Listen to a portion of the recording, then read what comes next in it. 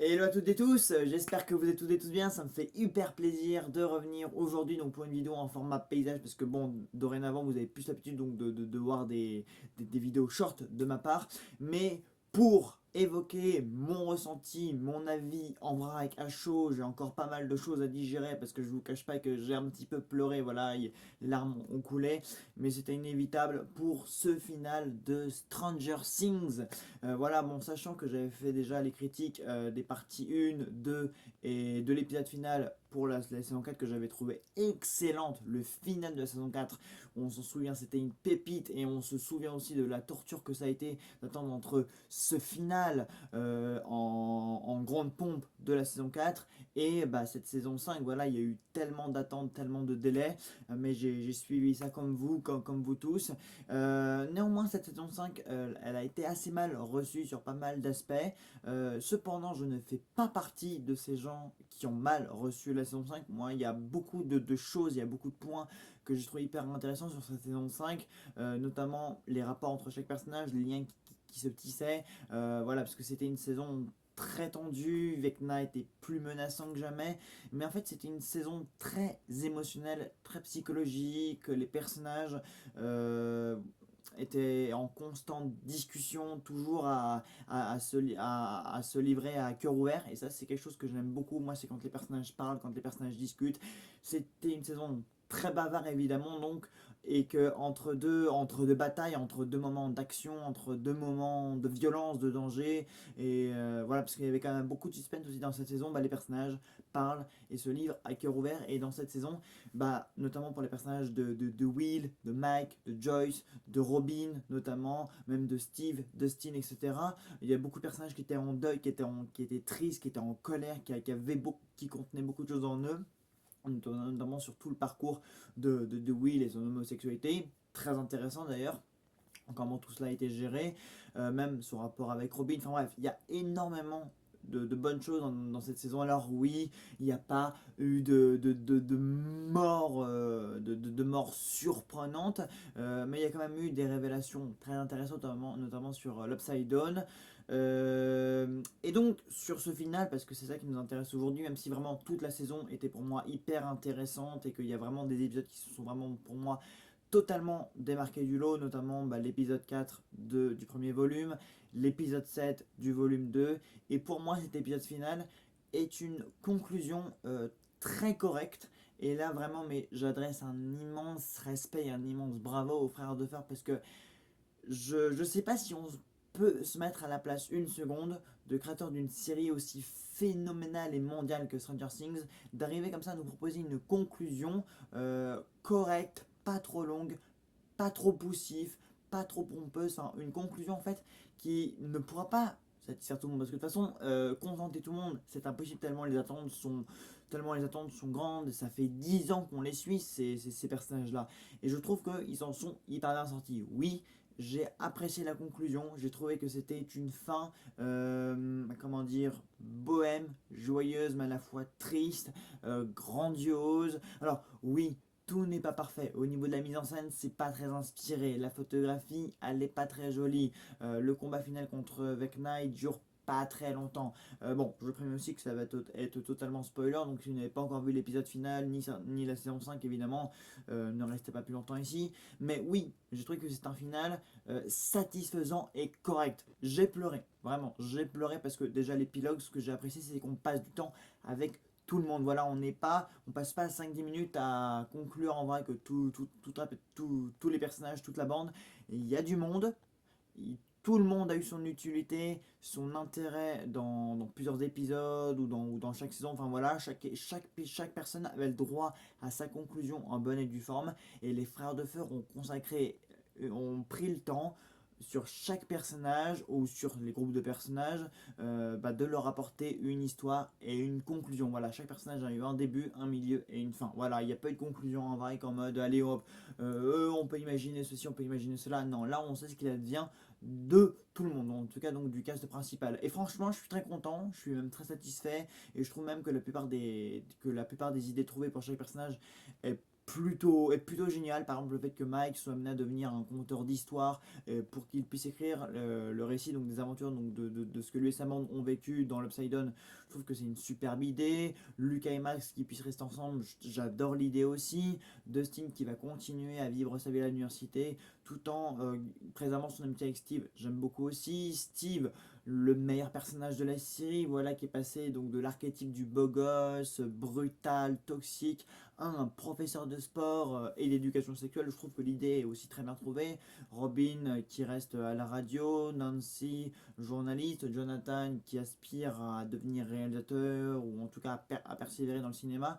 Je trouve que chaque idée pour chaque personnage est bien trouvée, qu'on a pris le temps de s'intéresser à eux et de conclure leur histoire, parce que chacun avait son propre parcours et sa propre histoire. Et honnêtement, l'épilogue, oui, il était long, mais c'était nécessaire. Moi, en tout cas, je voulais pas un petit épilogue euh, pour une conclusion en vrai, que ça ne m'intéressait pas. Et là, je vous aurais dit que j'aurais voulu qu'on passe plus de temps avec chaque personnage. C'est ce qui a lieu et vraiment, ça me convient. Voilà, ces personnages, on les suit depuis 10 ans, voilà, depuis 2016. Bon, moi, je les suis depuis 7 ans, mais voilà, tout de même, je suis très content de comment cette conclusion est structurée. Voilà. Même pour ce qui est de Vecna, on aurait peut-être gagné en développement, même si je trouve que le développement de Henry Creel est largement suffisant et qu'il a eu un parcours et une présence énorme dans cette saison. Encore une fois, ça aussi ça a été géré, le fait que ce soit Joyce qui mette le coup final avec Na, après elle et aussi tout ce qu'elle a enduré par rapport à la mort de son ex Bob, de l'enlèvement de son fils Will et même de tout son entourage aussi, c'est cohérent et c'était une très belle scène. Voilà, Joyce, elle a eu son parcours, elle avait le droit aussi à son moment de grâce. Non, vraiment, je trouve que c'est une conclusion très correcte. Il y aurait pu avoir mieux, il y aurait pu avoir beaucoup mieux, sans doute, il y aurait pu avoir bien pire. Et honnêtement, sur l'échelle donc des conclusions qu'on a eues dans toutes sortes des séries, c'est très loin d'être la pire. Moi, j'ai trouvé que c'était une très belle conclusion. Voilà, même la scène finale où ils jouent à Donjons et Dragons, chaque personnage remonte l'escalier, puis il y a la nouvelle génération d'enfants qui arrive pour faire une partie de Donjons et Dragons. En fait, je pense qu'on ne pouvait pas mieux boucler la boucle, vraiment. Il y a des fois, il ne faut pas aller chercher plus loin. Il aurait pu se passer ceci, il aurait pu se passer cela. On peut toujours imaginer quelque chose. Mais là, franchement, ce qu'on a eu, ce qui est écrit, moi, j'en reste convaincu. Voilà, c'est à la fois nostalgique, cohérent, correct, pas bâclé, émotionnel. C'est cohérent avec tout ce que les personnages vivent. Bon, même si effectivement aucun personnage ne meurt et que ça paraît quand même assez étrange, mais on n'est pas toujours obligé de compter sur la mort de personnages pour qu'une fin de série puisse être cohérente. Oui, enfin, à part Eleven, etc. À part Eleven, dont le sort reste assez incertain parce que dans une version, elle s'est sacrifiée, dans une autre, elle a disparu, on ne sait pas d'où et on ne sait pas où elle est passée. Mais est-ce que à chaque fois, le plus intéressant c'est de savoir est-ce que qui meurt, qui survit, etc. Le plus important c'est que les personnages puissent aussi vivre leur vie et évoluer. Voilà, il y a d'autres sorts possibles, il y a d'autres destins pour des personnages de séries dans des univers comme celui-là que de mourir. Bon, la mort, voilà, c'est quelque chose qui marque, mais la mort, c'est pas non plus, voilà, on va pas non plus dire, bon alors, celui-là il meurt, celui-là il survit. Enfin, c'est ridicule aussi de dire, oh bah c'est pas intéressant parce que personne n'est mort, mais il n'y a pas que ça à écrire, il y a d'autres idées aussi à trouver que faire mourir des personnages. Peut-être que pour vous, ça, on gagne en impact s'il y avait eu davantage ça. Moi, je suis désolé. Bon, il y a eu la mort de Kali, qui sert à quelque chose, voilà, qui intervient dans le feu de l'action. On a Eleven qui ne fait plus partie de la bande et qui réside ou pas quelque part dans l'univers de la série. Voilà, on va devoir se contenter de ça et ce sera tout. Voilà, il y a Vecna qui est mort, c'était cohérent, c'était logique, ça devait arriver, c'était attendu. Voilà, à partir de là, moi je pense qu'il n'y a pas besoin d'aggraver les choses et de mettre et d'y mettre davantage de dramatique. Ça, non, peut-être pas servir à quelque chose parce que bon, tuer quelqu'un, d'accord, mais il faut que ça serve à quelque chose. Là, ils ont tué Kali, ils ont fait une grande scène de sacrifice pour Eleven, c'était beau, c'était réussi. C'était nul, sans doute nul nécessaire. Voilà, moi je pense qu'ils ont réussi à trouver un juste milieu entre conclure correctement, mettre du drame et de la tristesse et des larmes là où il le fallait, sacrifier les personnages qu'il fallait. Voilà, les flashbacks, pareil, il y en a quand même pas mal, mais ça, bon, ils sont obligés de tirer un peu sur la corde de la nostalgie et franchement, ça fonctionne bien. Voilà, ils en ont pas trop abusé, et en plus, ça accompagne quand même certains moments, notamment le coup de grâce de Joyce, la scène de séparation entre Mike et Eleven. Franchement, ça fonctionne très bien. Et moi, en tout cas, cette saison 5 pour moi, elle a très bien fonctionné. Voilà, notamment l'épisode 7, euh, l'évasion de Camazot. Je trouvais que c'était un épisode qui fonctionnait très bien. Voilà, le deuil de Dustin, sa relation un peu conflictuelle avec Steve au début de la saison. Ils ont eu un moment très fort. Tout l'arc entre Max et Holly dans Camazot, justement. Pareil, lien très important, lien très fort et franchement relation très réussie. Voilà, bon là j'oublie quand même plein de choses, mais pareil, tout l'arc d'Henry Krill, le personnage de Derek Lammerder, personnage très amusant et même très utile au final. Pareil, il y a eu énormément de bonnes idées, et il y a eu énormément de bonnes idées. Bon, il y a eu des choses que les scénaristes ont oubliées. Bon, par exemple, Suzy, la copine de Dustin, on ne sait pas où elle est passée, il y a des personnages qui ont été swipés, oubliés, un peu évincés.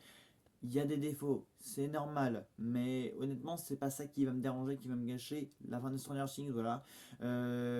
Donc oui, peut-être que des fois c'est un petit peu long, ça bavarde un petit peu trop, mais moi vraiment c'est ce que j'ai préféré, quand les personnages discutent et se livrent à cœur ouvert.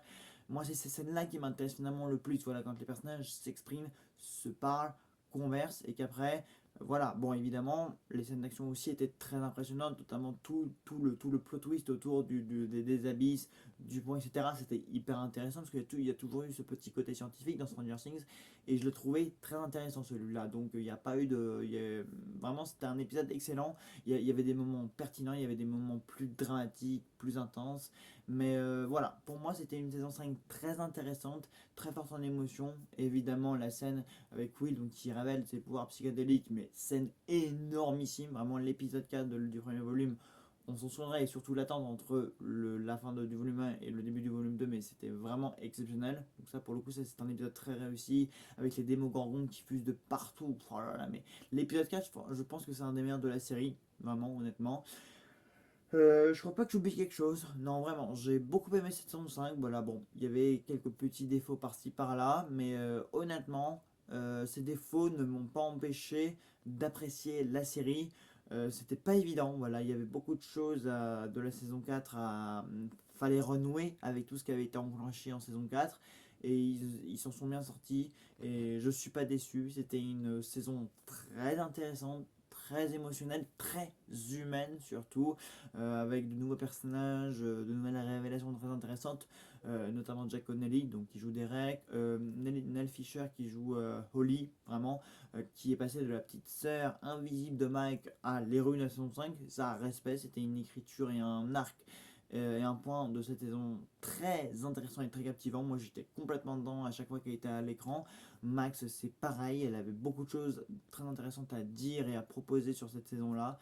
Enfin voilà, moi je trouve que c'était une saison de qualité. Alors oui, la saison 4 était supérieure sur quelques points, celle-ci a quelques défauts, notamment d'un point de vue technique, artistique, mais on trouve les qualités ici ailleurs. Voilà, les défauts existent, on ne les ignore pas, je ne les ignore pas, mais il y a quand même énormément d'autres choses intéressantes à retenir que bon la photo elle est pas très belle, il y a beaucoup de contre-champs, c'est une série très avec un budget très chargé pour finalement pas grand chose. Enfin ça c'est ce que disent beaucoup de gens, voilà, c'est l'avis général, mais moi je ne le suis pas. Voilà, moi je me concentre sur autre chose et ce autre chose a vraiment construit en moi un avis positif. Voilà, bah écoutez, j'espère que cette saison finale vous aura plu. Moi, en tout cas, bah, comme vous l'avez compris, j'ai bien aimé. Voilà, j'ai trouvé c'était un final en bonne et due forme, un final correct. Voilà, Stranger Things c'est terminé. Voilà, on va commencer 2026 sur cette base-là, sur ces notes de fin.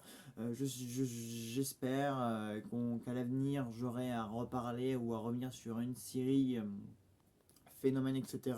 Bon, il y a beaucoup de séries phénomènes dont j'ai jamais parlé, hein, Squid Game, Mercredi, etc. Mais Mercredi, j'ai jamais accroché, pour vous dire la vérité. J'ai regardé, j'essaie vraiment d'avancer dans la série parce que Je trouve j'aime beaucoup les de Tim Burton, donc voilà, j'essaie vraiment de me mettre dedans, mais j'accroche pas du tout. Squid Game, j'ai jamais regardé parce que ça m'intéresse pas du tout, mais Stranger Things, en tout cas, ça me correspond et le final est très intéressant. Voilà, voilà, je vous laisse ici.